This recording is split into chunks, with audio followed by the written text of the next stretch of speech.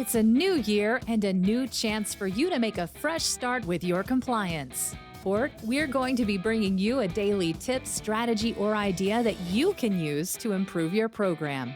Here's your host, Tom Fox, the Compliance Evangelist.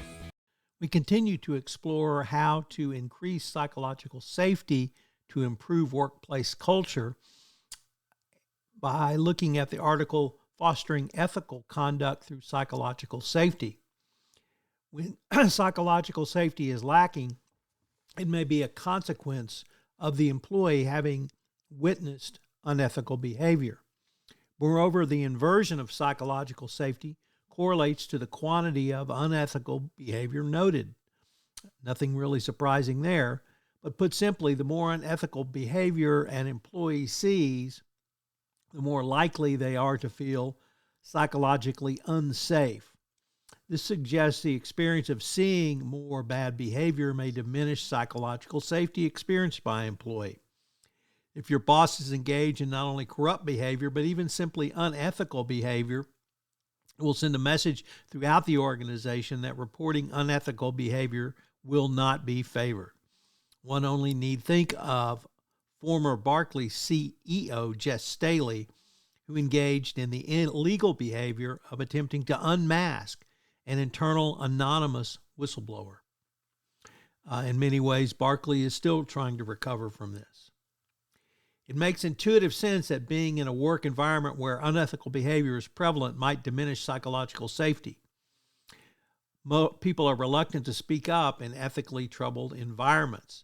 This is an important issue for every chief compliance officer and business leader.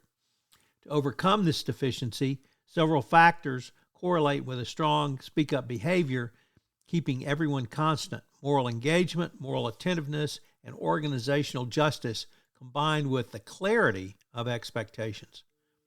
So what is moral engagement? As a CCO, you should endeavor to create an atmosphere where ethical conduct matters.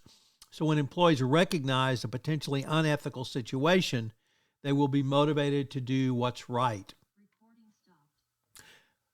At Novartis, the company created a decision-making framework called the Decision Explorer to support associates' ethical decisions. Rooted in the company's code of ethics, the tool helps employees through a situation to surface ethical considerations. What's moral attentiveness?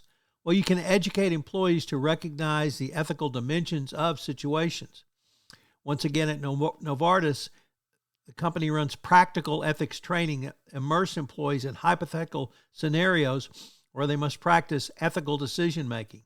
Another approach is to have managers highlight examples of ethical and unethical behavior with their teams and encourage dialogue on workplace ethics.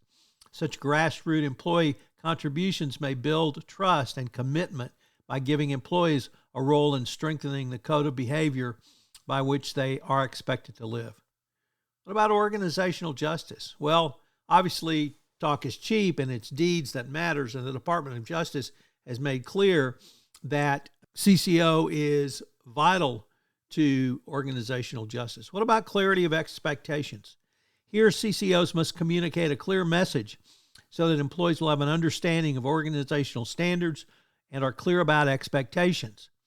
CCOs must act decisively in response to employee reports of misconduct to show that there are consequences for unethical behavior.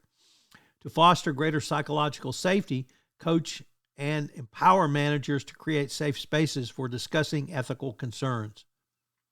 The siloed nature of this issue must be addressed. As previously noted, this issue touches on multiple corporate disciplines, including HR, ethics, risk, legal, and compliance. There must be a cross-functional approach to the notion of ethical leadership. So what does all this mean? Or put another way, what are today's 3 key takeaways? Number 1, over the last few episodes in this month's 31 Days to a More Effective Compliance program, we've been talking about psychological safety. So it bears repeating that once again, psychological safety is absolutely critical and mandatory for a good corporate culture. Number 2, if your CEO engages in unethical behavior, even not illegal behavior, it will definitely negatively impact your organization. And number 3, Use moral engagement, moral attentiveness, and organizational justice to improve your corporate culture, create greater psychological safety, and demonstrate this through documented, verifiable KPIs and data points going forward. This is Tom Fox again. I'd like to tell you about an exciting new tool that I have developed with Sam Silverstein, head of the Accountability Institute. It's called the Culture Audit. We're going to premiere this tool at a webinar on Tuesday, November 28th at noon. I've linked to the webinar in the show notes. In this webinar, you will learn how you can assess the current state of your corporate culture, how you can use the cultural assessment audit as a gap analysis, and how you can use the cultural assessment audit as a roadmap for remediation, and how this process will provide a documented, auditable trail if a regulator ever comes knocking. I hope you'll join Sam Silverstein and myself on Tuesday, November 28th at noon Central Time, where we premiere the new software tool, the Culture Thank you for listening Audit. to this If episode you enjoyed of this 31 podcast, Days I hope to a you'll More subscribe, Effective rate, and Compliance review wherever great 31 Days to a podcasts More are Effective listened to. Compliance program is a part of the Compliance Podcast Network.